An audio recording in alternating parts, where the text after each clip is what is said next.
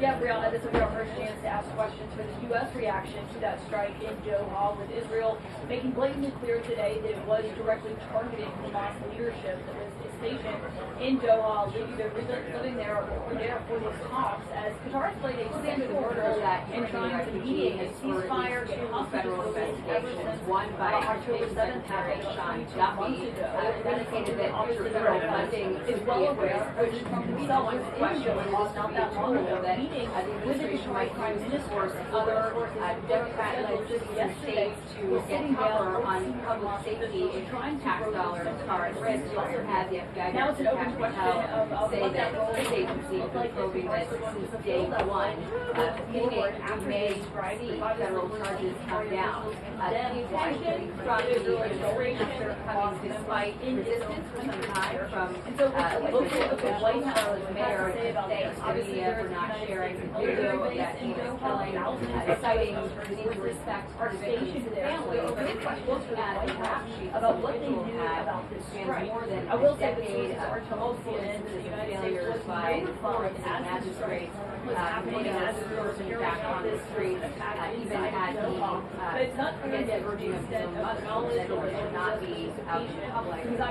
telling the local station there, Charlotte, that he had schizophrenia and was a public safety risk. President now taking aim also at cashless bail policy as he tries to direct some of the criticism towards the Democratic United States soft on crime policies that they had.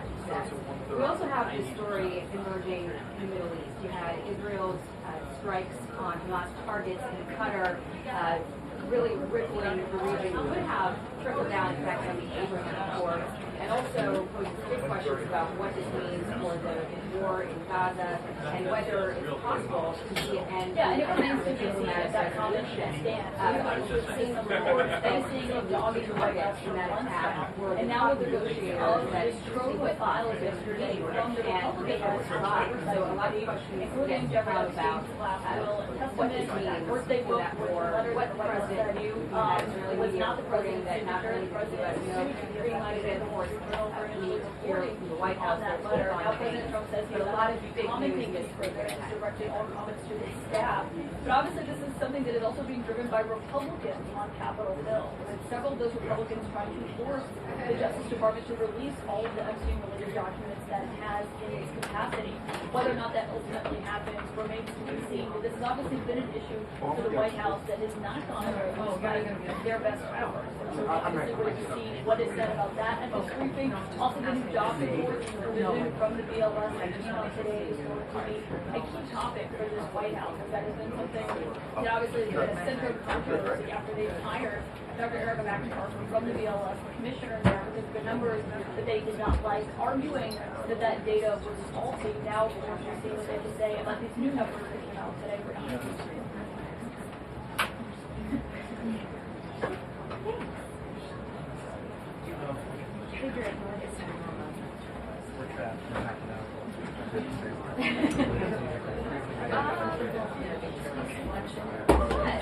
It really brings out your eye, I'm sure.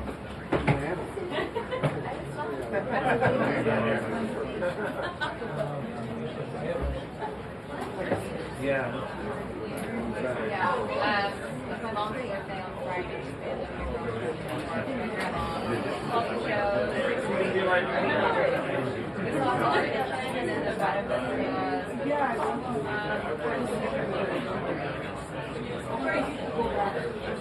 And my mom was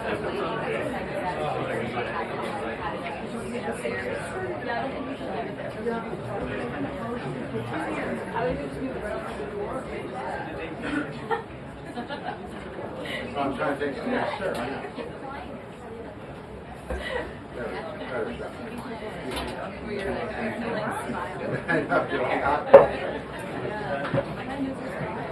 Yeah, that was just for your shot. Yeah, I can take it.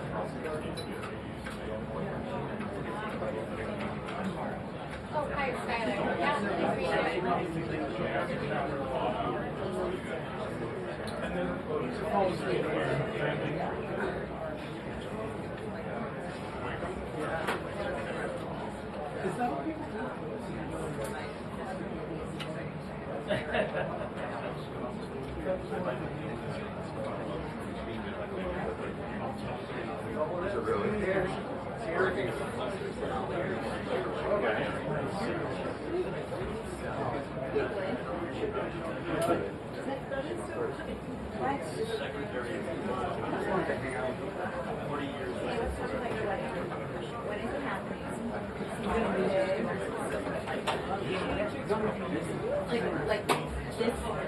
Oh my God.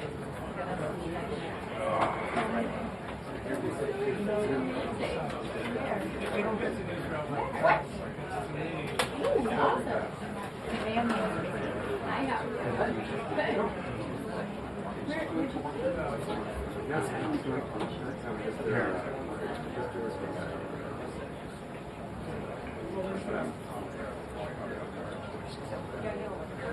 Oh my God.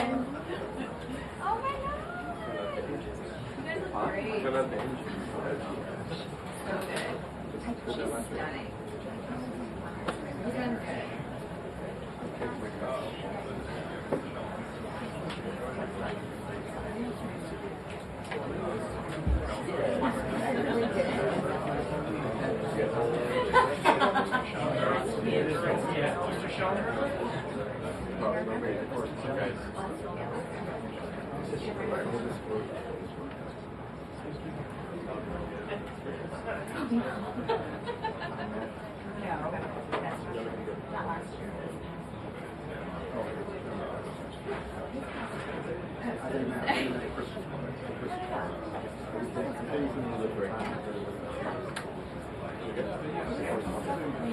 I can tell who's been here frequently by Yeah, I wouldn't mind.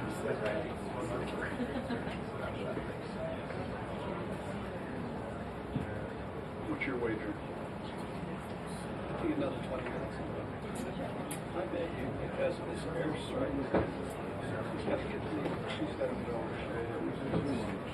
Well, they're waiting to make a right statement. Probably right. So much for optimism. I don't know. Hopefully I'm wrong. Do you me a favor? Can you grab the water bottle in my backpack? It's on the left side.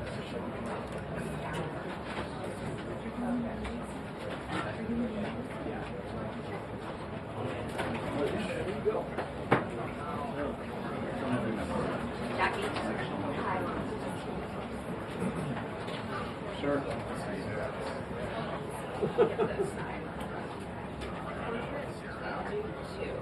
This has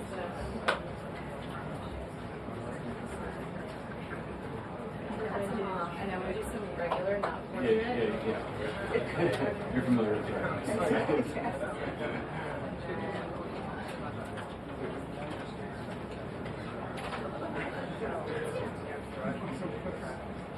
Alright, there's gotta be something in there that's good. I tried to cut yours with blood on it. Feel free to crop or just watch the different. Three-quarters of the year Berkeley and a quarter now in the hospital. I'm Mike Shelmer.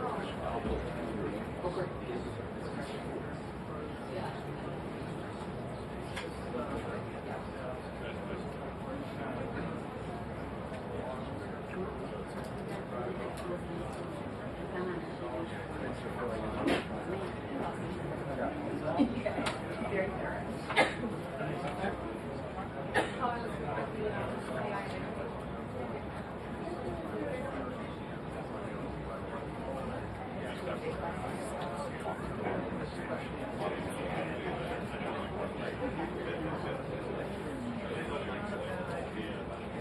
That's like a hard part.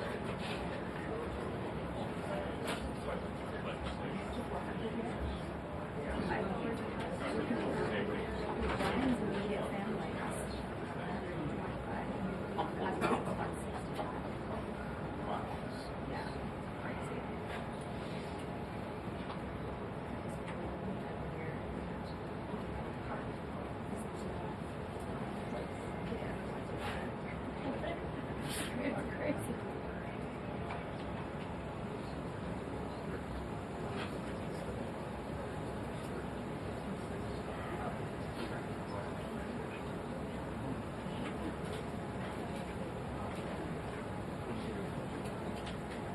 Don't have a date yet.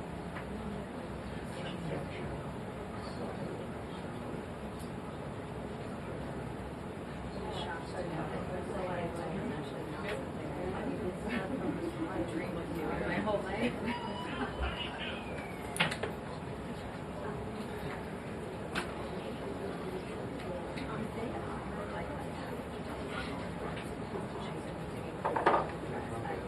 They do that. People try to do that. That's not great. No, it is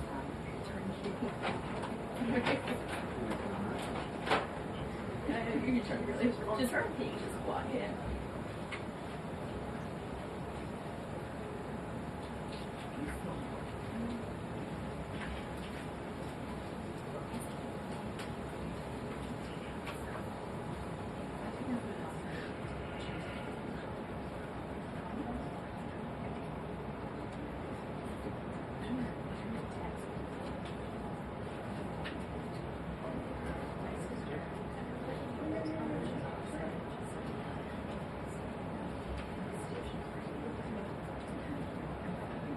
Yeah, literally. Like, I'll do group text.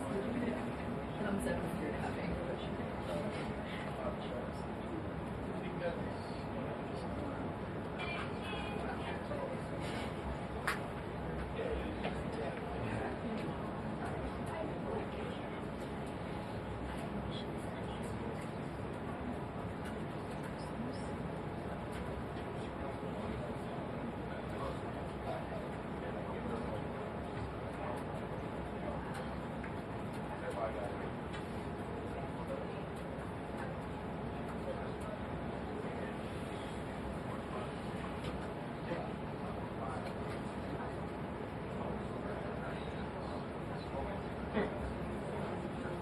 Yes.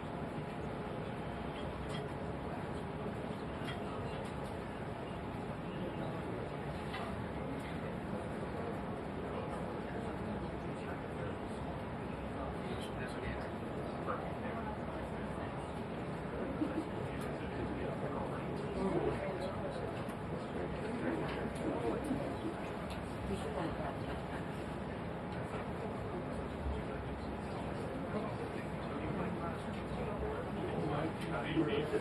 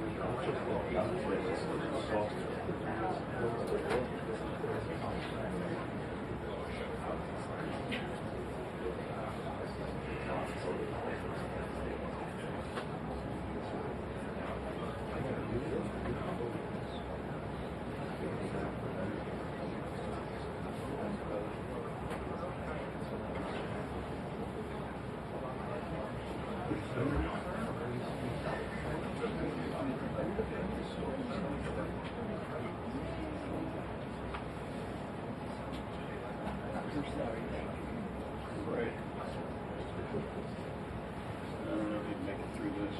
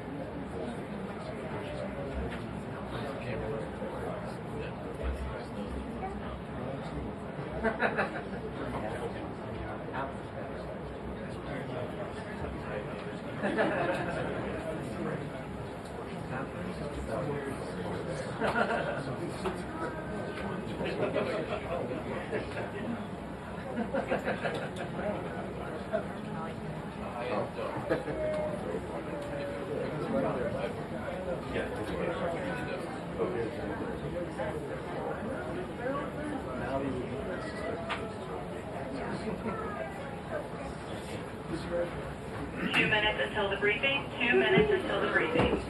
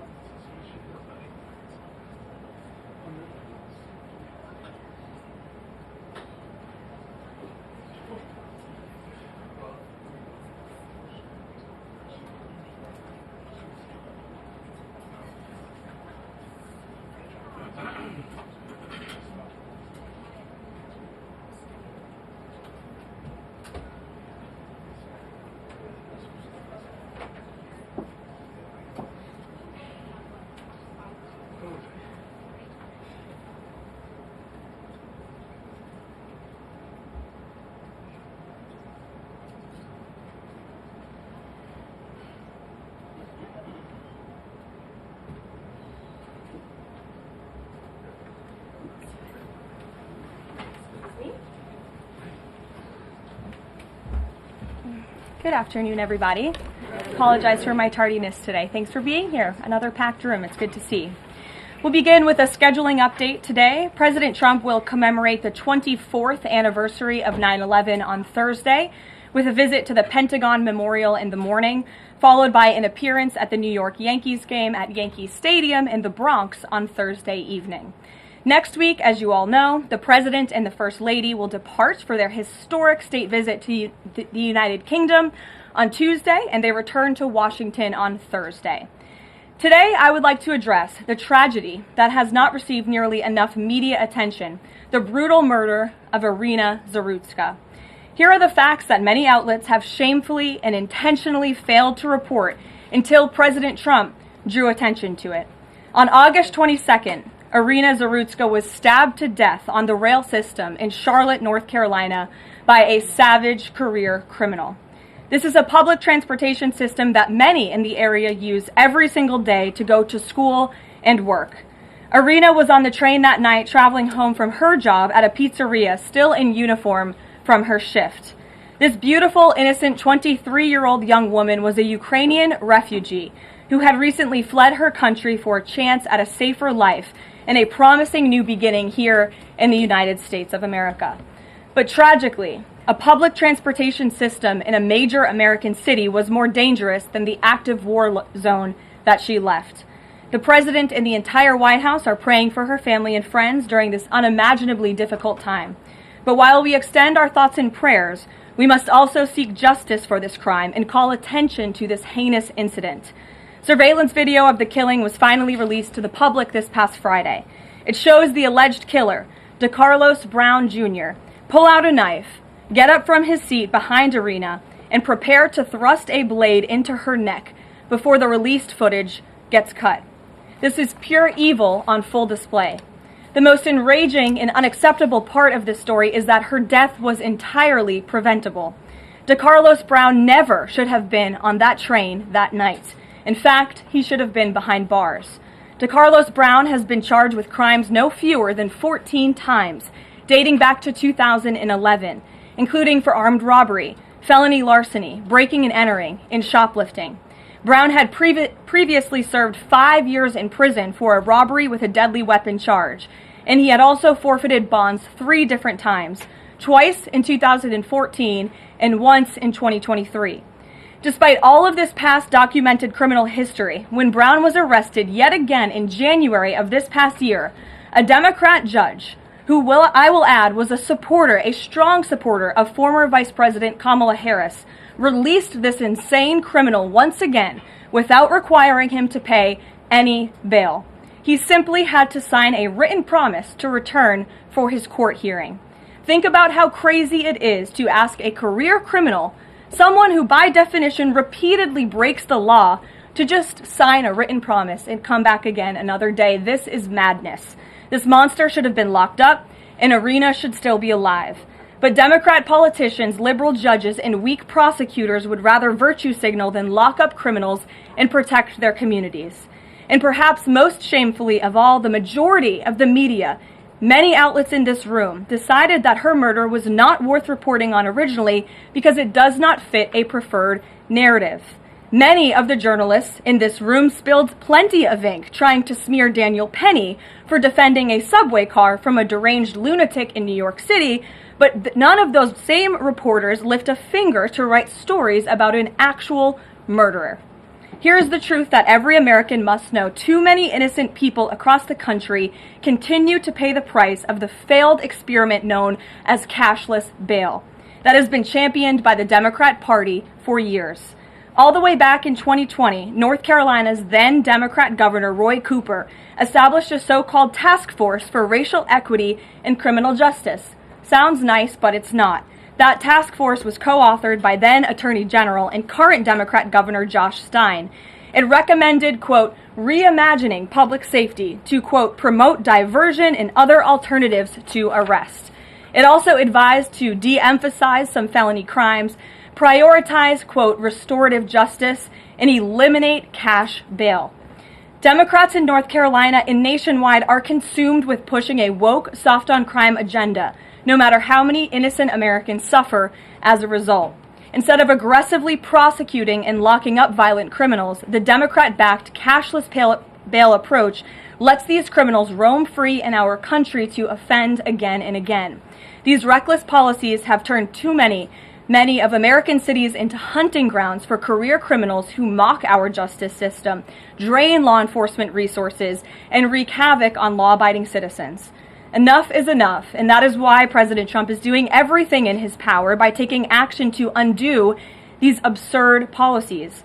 The president recently signed a powerful executive order directing the AG to submit a list of states and local jurisdictions with cashless bail policies so that the Trump administration may identify federal funds that are being provided to these states and can potentially be suspended or terminated. President Trump firmly believes that to maintain order in public safety, we must incarcerate individuals whose pending criminal charges or criminal history demonstrate a clear, ongoing risk to civil society. This is a common sense and sensible approach that the vast majority of Americans agree with, and it's time for the Democrat Party to get on board with what is right. When these criminals are caught, they must be prosecuted to the fullest extent of the law and be sent to prison, where they can no longer terrorize our streets. This is the mandate the American people delivered to President Trump, and it's a mandate he intends to fulfill. Staying on the topic of public safety, new preliminary data released today by Customs and Border Protection in August shows that President Trump has delivered the most secure border in American history. For the fourth straight month, 0 illegal aliens were released into the United States by CBP. Nationwide encounters are down 93% below the peak of the Biden administration. Border Patrol apprehensions on the southwest border in the entire month of August were less than what was apprehended in 4 days in August 2024 under the Biden administration. President Trump has ended disastrous Biden illegal alien invasion, and he sealed our border in record time, keeping this central promise he made to the American public. With that, I will take your questions. Here in our new media seat today, we have Michael Schellenberger, who is the founder of Public News with nearly 2 million readers and subscribers. Michael, thank you for being here today. Thank you. And why don't you kick us off? Sure. Thank you for making space for new media. Nice to meet all of you. It's great to be here. I want to see if you could give some insight into whether the president is considering additional measures against Europe and Brazil, not just for censorship, but also for preventing political candidates from actually competing in elections. We've now seen in Romania, France, and now Germany with Joachim Paul, efforts to basically just prevent candidates from being able to compete in elections. The president has shown some concern around President Bolsonaro, who's being prevented from running. All of this is coming in the context of increased censorship of online platforms, of American platforms, and efforts to censor Americans. I'm personally being investigated under criminal investigation with my Brazilian colleagues for publishing the Twitter Files Brazil. We're very grateful that the president has imposed Magnitsky sanctions on the judge. Is the president considering additional actions, given that it appears that they're going to end up with a conviction against President Bolsonaro, preventing him from running? Is he considering doing anything about this crackdown in Europe? I mean, it's shocking to see Joachim Paul, this mayoral candidate in Germany, the criminal indictment against him cites him, quote, saying that he loves the Lord of the Rings as reason why he's an extremist and shouldn't be able to run. So I just wonder if you could speak to that. And again, I'm grateful to be here. Nice to meet you all. And I'm grateful for what the Trump administration has done to push for free speech abroad. Well, thanks for being here, Michael. We appreciate it. Freedom of speech is arguably the most important issue of our time. It is enshrined in our Constitution, and the president believes in it strongly. He himself faced censorship in his road back to this beautiful Oval Office here in Washington, D.C., so he takes this very seriously, as does, I know, the Vice President of the United States and the entire Trump administration, which is why we have taken significant action with regards to Brazil in the form of both sanctions and also leveraging the use of tariffs to ensure that countries around the world are not punishing their citizens in this way. And at the same time, the president is,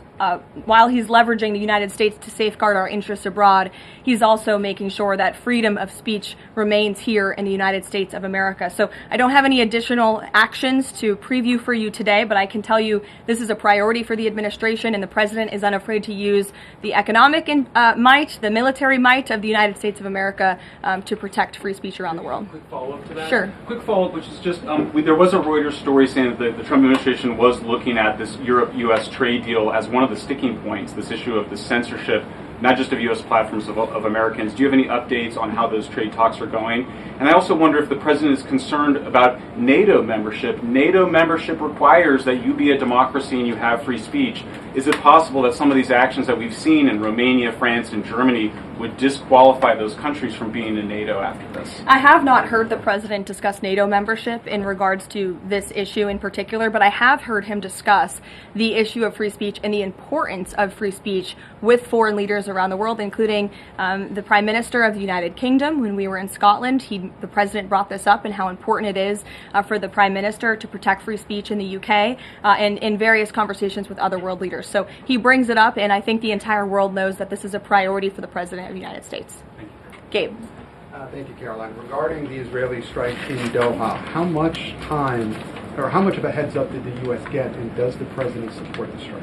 Sure. Well, I have a statement to read for all of you with respect to the Israeli strike in Doha, and here it is. This morning, the Trump administration was notified by the United States military that as Israel was attacking Hamas, which very unfortunately was located in a section of Doha, the capital of Qatar.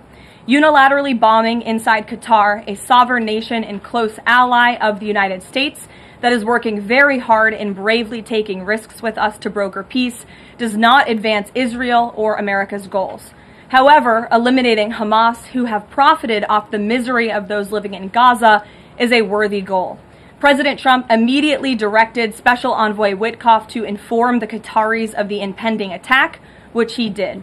The president views Qatar as a strong ally and friend of the United States and feels very badly about the location of this attack.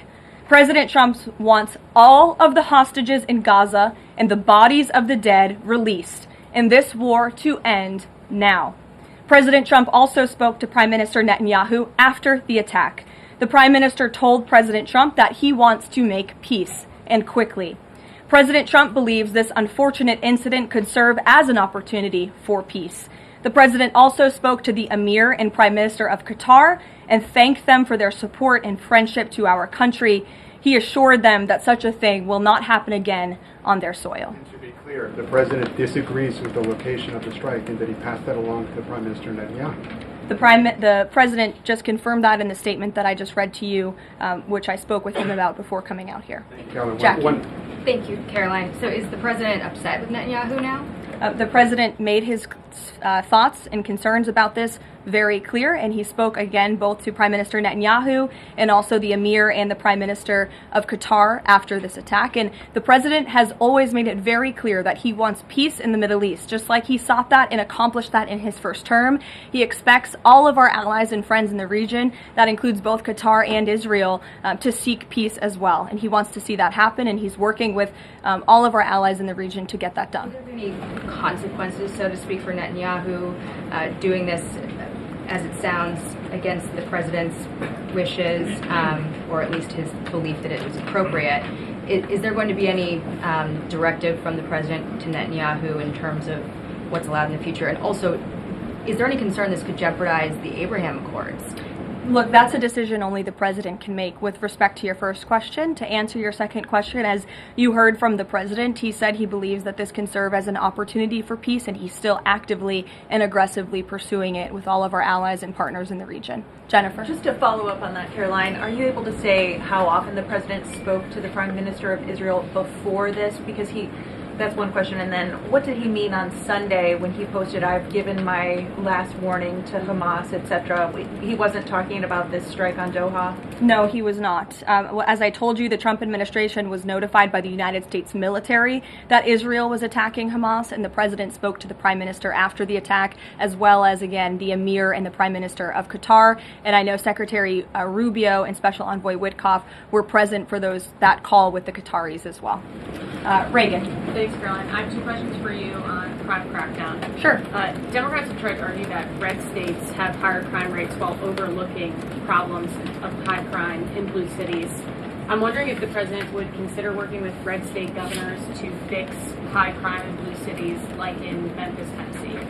So first of all, I want to get to the premise of your question, Reagan, which is being pushed by Democrats, that there is crime in red states. Of course, there is crime in all states, but the crime in these cities is all in cities that are run by Democrats. If you look at the list of the top 20 high crime cities in the United States, every single one, with the exception of one in Louisiana, is run by a Democrat. And these Democrats have supported the same policies that I spoke about at the beginning of this briefing, like cashless bail. If you look at a red state, Mississippi, but a Democrat-run city in that state, Jackson, in 2019, Jackson, Mississippi eliminated cash bail for virtually all misdemeanor cases. And while Jackson is not formally a sanctuary city, the state of Mississippi formally banned sanctuary cities, and this city has acted as a de facto sanctuary city for criminals and illegal aliens since 2017. Same thing, Birmingham, Alabama, a Democrat-run city in a red state. In 2017, the Birmingham City Council unanimously passed a resolution, quote, committing to establish sanctuary policies. So if you actually look at the facts from these Democrat-run cities, these are cities that are run by Democrats and by by members of the Democrat Party. These are blue cities, and they have all supported these disastrous policies which allow repeated career criminals back onto the streets to further commit acts of violence. And so to answer your question, yes, the president wants to work with anyone across this country who wants to end these horrible policies and to bring law and order to our streets. And I think that is proven by his tremendous cooperation with the mayor of Washington, D.C. and our nation's capital. And just look at the results of that. And I do have some updates for you on the D.C. crime crackdown if anyone is interested. There have been a total of 2,177 arrests made since the start of the operation on August 7th. Just last night, there were 57 arrests made in Washington, D.C. Of the 57 arrests, there were 14 illegal aliens who were arrested, many of whom had prior criminal histories. And other arrests just last night in our nation's capital, so you all can be very grateful for this. Our great men and women of law enforcement, both federal and local, working together as they should, made an arrest on a warrant for assault with the intent to kill. The subject shot 2 adult males after an altercation.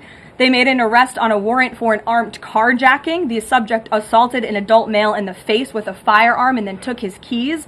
We also made an arrest on a warrant for simple assault and the destruction of property and subsequently charged with second-degree theft. Last night in D.C., there was an arrest for possession of a controlled substance with second-degree theft. There was an arrest for possession of a controlled substance with the intent to distribute. That subject, the person is also a subject of interest in a homicide and a carjacking. Last night in D.C., we also arrested a felon in possession of a firearm who was carrying that firearm without a license. So these are the career criminals. These are the bad guys that we are picking up in Washington, D.C. every day. The president would love to do this in every Democrat-run city across the country, and he hopes that more Democrats will call the White House to allow us to help them. One more that's D.C. specific. Congress is poised to not extend Trump's federalization of the D.C. police. Mayor Bowser signed an executive order formalizing cooperation with federal forces. You just mentioned all the success that the operation has had. Does the White House believe that the Mayor Bowser's action is enough to continue the crime crackdown? We are very grateful for the mayor's cooperation in this effort, and we look forward to continuing to work with her and the Metropolitan Police Department. Bloomberg. Thanks, Karoline. The president says, he plans to speak with Putin soon. Can we expect a phone call between the two leaders this week? I don't have any phone calls to read out between you, the president, and any other foreign leaders. Ed. Thanks, Carol. I want to ask about the benchmark revisions that came out. If you look at the revisions between March of 2024 and March of 2025, and you do a little math, it averages out to 73,000 jobs roughly per month added to the economy, less than what was thought. When can we expect the Trump administration, now that their policies are rolling out, for that average to increase? Well, let me just say something about the revisions that came out this morning. And this was one of the biggest revisions in absolute terms in decades. In the benchmark year, March 2024 to 2025, shows that the job growth was vastly weaker during the Biden administration than ever previously reported. Between this revision and last year's, job growth was actually overstated by approximately 2 million jobs. And the Biden administration stood up here and vouched for that data and told you that data was real. And when President Trump calls into question the veracity of that data, like he did before he took the oath of office and even now as President of the United States, States, he was ridiculed for that. And turns out this revision proves two things. Number one, the president was right, and this is why we need new leadership at the Fed. And this makes it very clear that President Trump inherited a much worse economy by the Biden administration than ever reported. And it also proves that the Federal Reserve is holding our monetary policy far too restrictive. Interest rates are too high. The Fed needs to cut the rates because of the mess that we inherited from the Biden administration. Time frame. The president has said a year. Secretary Bethesda said maybe the fourth quarter. When can we expect these numbers to increase? Well, first, we need accurate numbers. We need truthful and honest data, which is why the president took the monumental step to try and appoint and confirm new leadership at the BLS so we can have data that we can actually rely on. And that's what the president is doing, and we hope that his nominee will soon be confirmed. Charlie. You addressed the crime of Irina Zarutska, and the president has done a lot to deliver justice for victims of crimes like that horrific stabbing. And the Epstein files are back in the news because a lot of Americans feel that that Jeffrey Epstein's victims never got justice. Does the president care about these victims? Do you think he can does he want to deliver more justice for them, and is he willing to meet with them? The president cares about victims of all crimes, and that's why Republicans in the Trump Department of Justice have done more in terms of transparency when it comes to the Epstein case than any prior administration. And why are the Democrats all of a sudden caring about this? It's because they are desperately trying to concoct a hoax to smear the President of the United States. We have seen this time and time again. Ro Khanna and all of these other Democrats, they could have cared about those victims 4 years ago when Joe Biden was in office. They could have pushed for transparency then. Unfortunately, the Democrats are using victims as political pawns to try to smear and to push a hoax against the President of the United States. And I will get you numbers on the amount of child predators that this administration and this FBI and this Department of Justice have locked up under President Trump's leadership. We have done more than any president to protect victims of crime, especially disgusting, heinous sexual crimes, and that includes the deportation of illegal aliens who are perpetrating these crimes against innocent victims in our country right now today, and that remains a top priority for this administration. Does the president, will he meet with the victims? On the Doha strikes, did the president speak with Netanyahu before they were carried out? Did he urge him to not go through with it, or did they only speak afterwards? Again, I read you a statement. The Trump administration was notified by the United States military that Israel was attacking Hamas. The president directed his special envoy Witkoff to immediately call the Qataris, and after the attack, he spoke to Prime Minister Netanyahu. Behind you. Thank you. Go ahead. About the Epstein case, would the White House support a professional handwriting expert review of the document released yesterday to prove that it's not the president's signature? Sure, we would support that. And in fact, I have already seen many forensic analysts of signatures coming out. I believe it was the Daily Signal that published a piece with 3 separate signature analysts who said that this absolutely was not the president's authentic signature. And we have maintained that position all along. The president did not write this letter. He did not sign this letter. And that's why the president's external legal team is aggressively pursuing litigation against the Wall Street Journal, and they will continue to. Christian. Thanks, Karoline. Following up on Ed, now that we have these revised jobs numbers, is the president concerned at all that price spikes, stemming from his tariffs through the end of the year, might actually be driving the country towards a depression or a recession? What I'm asking is he committed to these policies now that we know how faulty the jobs data was? The president is committed to his policies because his policies are working, Christian. And there have been a lot of people fear-mongering about inflation in this room, but it just has not come to fruition. On a monthly basis, CPI inflation has now come in at or below the market's expectation for 6 consecutive months, every month that President Trump has been in office. Overall, inflation has run at a 1.9% average pace in the president's first 6 months in office. I would have told all of you that in January, you would not have believed me, but those are the facts and those are the numbers. And we also see many other positive signs in economic indicators like real GDP. In the second quarter, it was revised up to 3.3%. That beat the market's expectation. We know there's a capital spending boom right now, which we know is one of the greatest economic indicators of job growth. We know wages are increasing at a far faster pace than they were under the previous administration. We see productivity in the second quarter was also revised up up to a strong 3.3%. And total industrial production, factory output also surged. All of this means the economy is moving, people are working, people are spending money. You look at consumer spending, that is also ticking up and in the right direction. And a large part, it's because of the incredible work the president has done in terms of energy and unlocking our energy dominance in this country. Again, these jobs, the numbers from the BLS today prove that the economy was an absolute mess, and we are working every single day to fix it, and all of those indicators I just read for you are positive sign of what is to come. Just one more quickly on sure, trade, Danny. Just wanted to get a bit of clarity on the sequence of events for the Doha attack and the notification. You said that the U.S. military notified, if I got it right, the Trump administration was notified by the U.S. military. That's right. Was the U.S. military notified by the Israeli military, or did the U.S. military detect an incoming Israeli attack on Qatar? The U.S. military notified the White House and the President of the United States. That's all I have to share for you on that, Danny. Thank you. Jeff. Also following up, you said that the president assured the leaders in Qatar that this would never happen again. Did he say that to the Prime Minister of Israel, and did Prime Minister Netanyahu agree to that? The president told that to the emir and the prime minister of Qatar, and the president also overstressed the importance of peace in the region in his conversation with Prime Minister Netanyahu as well. And Prime Minister Netanyahu told President Trump he wants peace and he wants it quickly. That's what the president expects to happen. The president is very clear in the statement that he just had me read, and you will all see it out on True Social very shortly, I am sure. The whole world will see it. He wants all of the hostages released out of Gaza, and he wants this war to end. Those are two clear directives that the president is making very clear for the entire world to understand. Mary.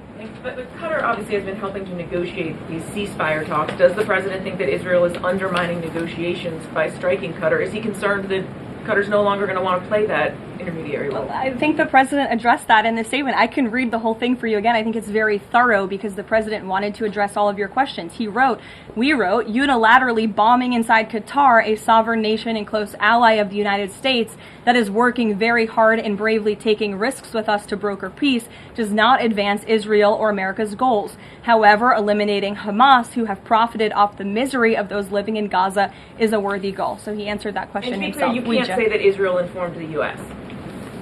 What I can tell you is the United States military informed the Trump administration. Thank you. A quick follow on that. Can you tell us when the U.S. military was notified, given that the largest U.S. military base is in Doha? And then I have a question on D.C. crime. This morning, just before the attack, as I said earlier as well. Okay, thank you. And yesterday, the president spoke about D.C. crime and talked about how there was virtually none.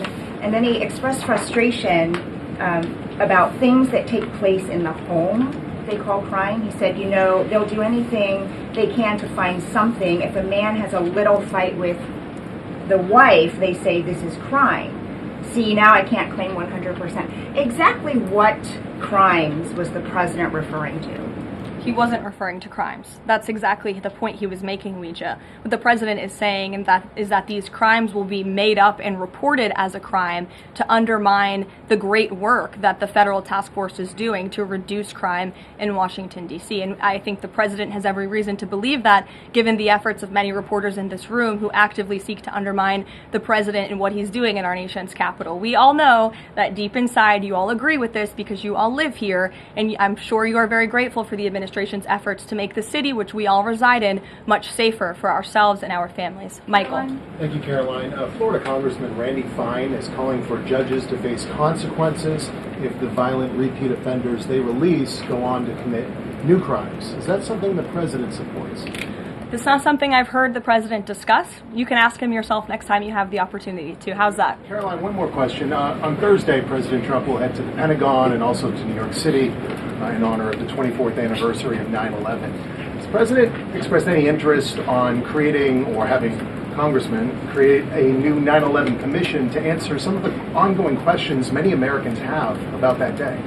I, again, have not heard the president discuss that. You're welcome to ask him yourself, but I do know he very much looks forward to going to both the Pentagon and the Yankees game in New York City on Thursday to commemorate the 24th anniversary. As you know, the president is a New Yorker at heart. He loves the city very much. It is his home, and you'll hear more about that on Thursday when the president speaks on this himself. Kelly. Karoline, thank you. I wanted to ask you a question about the president speaking yesterday before the Religious Liberty Commission. As you know, he's created the White House Faith Office, the Task Force on Anti-Christian Bias, and yesterday he talked about the importance of the Bible in America and the importance of prayer in America. Some people have criticized him for that in stating that he's espousing Christian nationalism. Yet the president has called on the American people to band together in praying for this nation for people of all faiths. How important is that to the Trump administration, and are there guidelines for implementing that? Well, last time I checked, it's not just Christians who pray, it's people of all faith who pray, and that's what the president wants to protect, the religious freedom for Americans of all faith. And he spoke about that yesterday, and that's why he was very proud and excited to announce this new initiative, Pray America, encouraging all Americans to pray for our country and the goodness of our country leading up to America's 250th birthday next year. Why don't we take some from the sides? Elizabeth, go ahead. Thank you, Caroline. I have two questions. Sure. First, on prayer again. Is the Trump administration looking for the forthcoming prayer guidelines to challenge existing court precedent on the right to pray in public schools?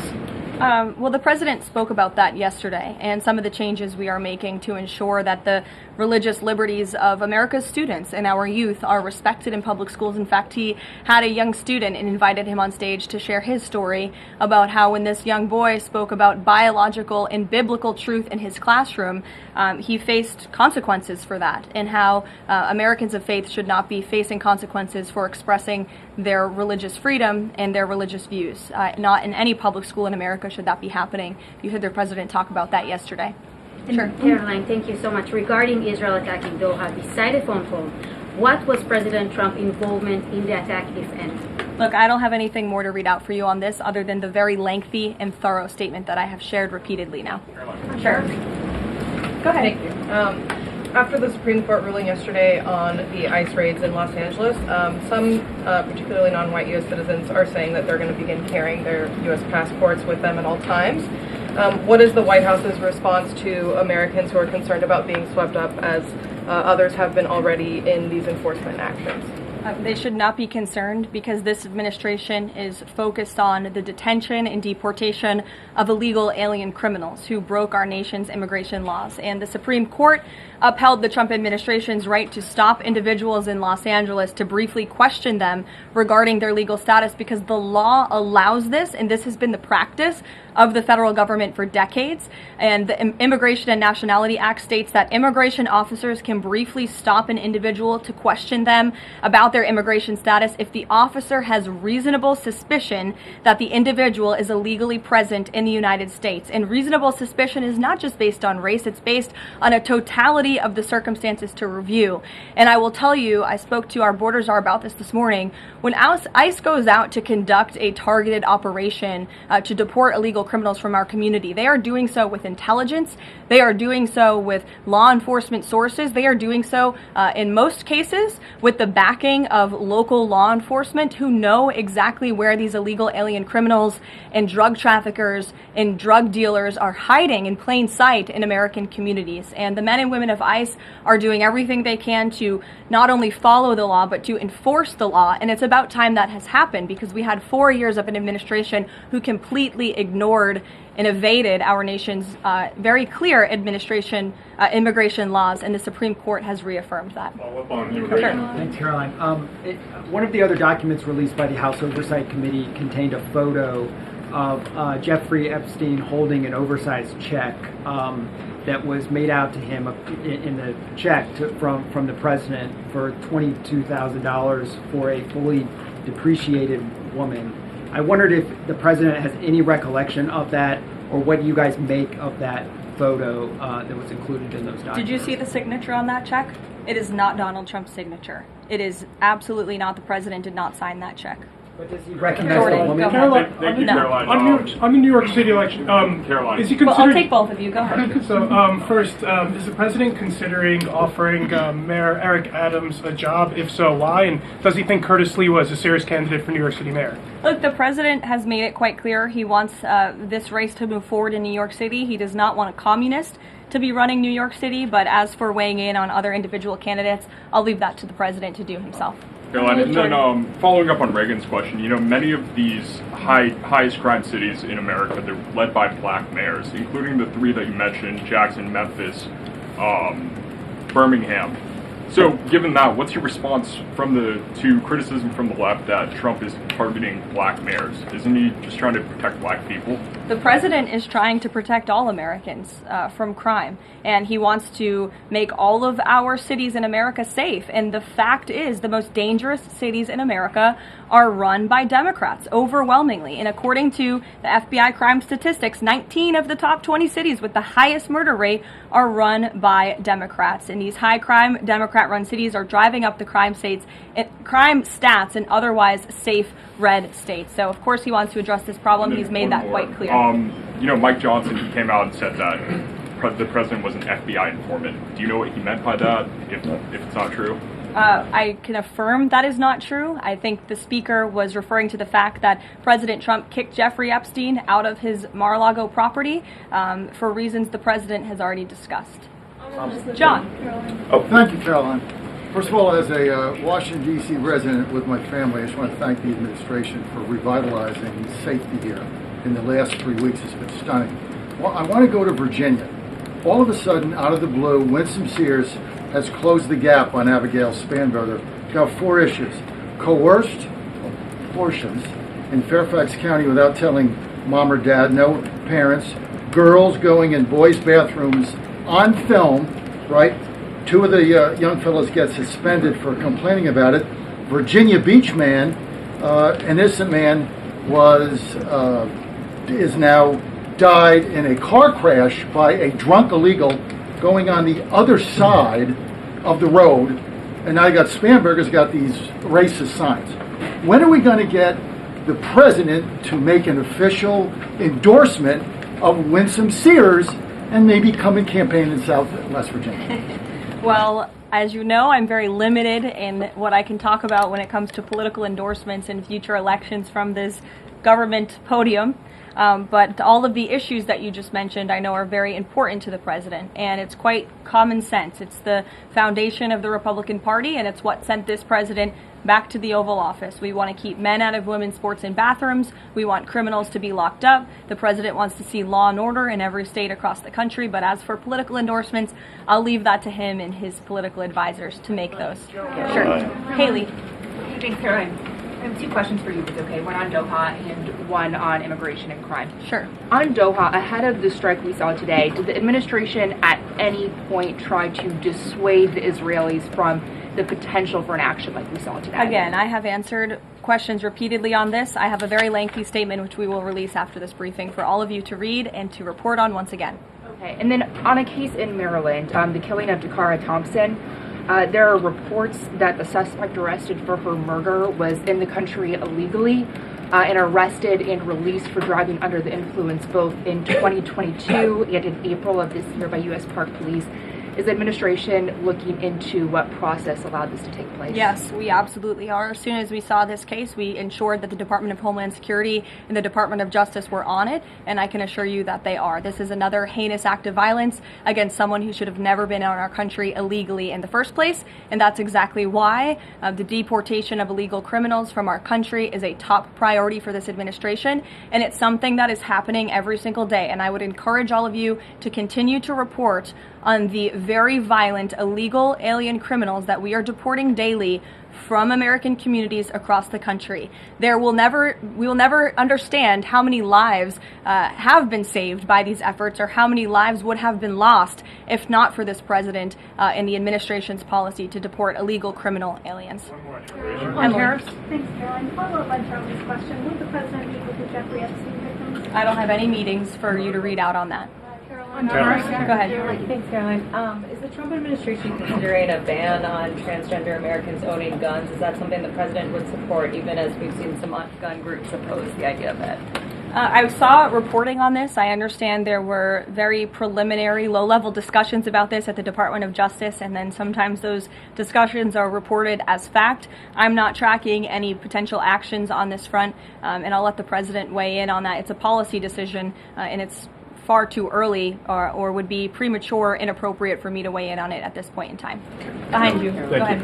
After the immigration raid at the plant in Georgia on Friday, the president said over the weekend that he's open to some kind of changes in perhaps rules or visa rules or law that would prevent something like that happening in the future for skilled workers to train American workers. That's right. Can you confirm that and that the administration supports those changes, and what exactly would that look like? Well, the president said it himself in a statement that he put out on Sunday night, where he is very grateful for foreign companies from around the world and the investments that they are making right here in the United States of America. And he understands that these companies want to bring their highly skilled and trained workers with them, especially when they're creating very niche products like chips, or in this case in Georgia, like batteries. But the president also expects these foreign companies to hire American workers, and for these foreign workers and American workers to work together to train and to teach one another. And so he expects these foreign companies to hire American labor. We want Americans to have these jobs. Americans need these jobs, but he also understands the need for these companies to bring over their workers who already have these skills. So I think it's a very what those changes might be? I think it's a very nuanced and responsible and sensible approach for the president to take. And I know that the Department of Homeland Security and the Department of Commerce are working on this matter together. I would defer you to them for any further action on this front. Karoline, thank you. I want to follow up on something you said. You said the Epstein documents are a hoax that Democrats are perpetrating against the president. You've said he didn't sign that check, that he didn't sign the birthday card that he allegedly signed. So what is the theory, since these documents came from the Epstein estate?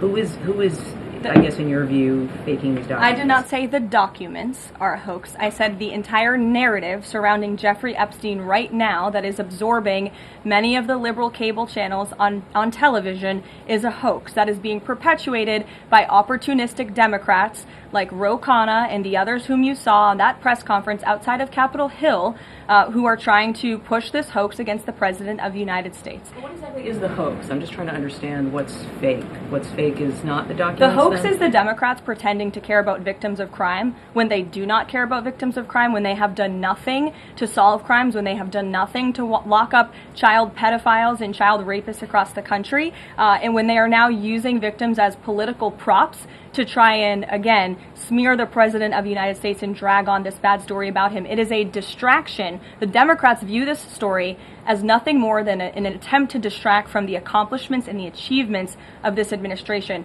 And that is what we mean when we call it a hoax. If he didn't sign these, if you said he didn't sign the birthday card, he didn't do this, he also didn't do the check, those were in documents from the estate. So what is the working theory as to why he's in them? The president has one of the most famous signatures in the world, and he has for many, many years. You know that, Maggie, you've covered him for a long time, long before he assumed this office when he was a businessman in New York. The president did not write that letter. He did not sign those documents. He maintains that position, and that position will be argued in court by his lawyers. The president is very confident he is going to win this case. Karoline, thank you. Is the president planning to meet with Eric Adams in New York, maybe at the Yankees game?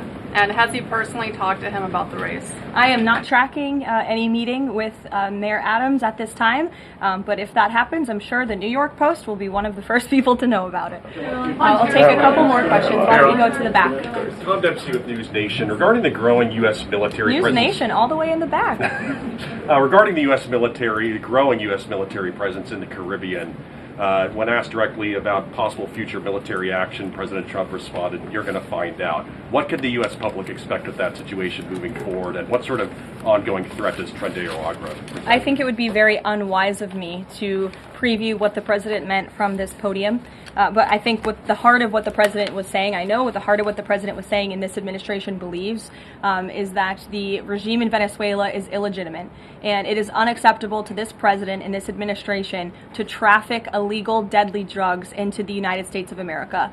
And that's why the president and the administration took very strong action against a boat and 11 narco-terrorists in international waters, as you all saw. I think that sends a very strong message to drug traffickers around the world. The president will not tolerate it, and the amount of drugs on that boat represents the lives of thousands of Americans that could have been killed by that deadly poison, and we're not going to allow that deadly poison to come into our country. The president will be signing a proclamation in the Oval Office later this afternoon, and we will see you all later. Thank you. Thank you.